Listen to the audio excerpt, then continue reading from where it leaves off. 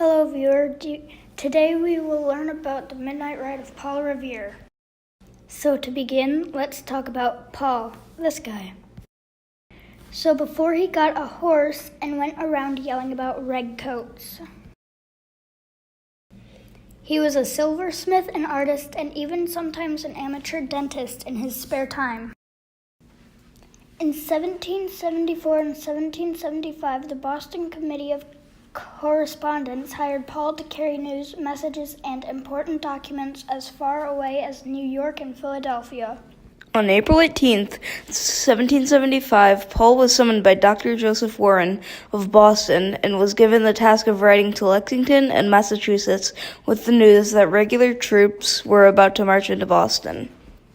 The British planned to arrest Samuel Adams and John Hancock and probably continue to march to Concord to capture stockpiled military supplies. This turned out to be faulty information. The British were entering Boston, but they didn't intend to arrest anyone. Paul contacted an unidentified friend and told him to show 2 lanterns in the tower of Christ Church as a signal in case Revere was unable to leave town.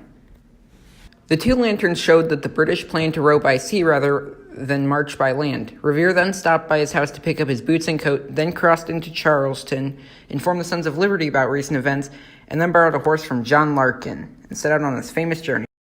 He never returned the horse. After changing his original path, he warned Isaac Hall, the captain of the local militia, and then went house to house warning people nearby. He later arrived at Lexington at midnight. When he got outside the house that Samuel Adams and John Hancock were staying in, Sergeant Monroe, a guy acting as a guard, told him to stop making so much noise. "Noise?" cried Revere. "You'll have noise enough before long. The regulars are coming out." This attracted the attention of John Hancock, who was awake, and then he said, "Come in, Revere, we're not afraid of you." Around 12:30, William Dawes, who had also been alerting people about the British, came in with the same message.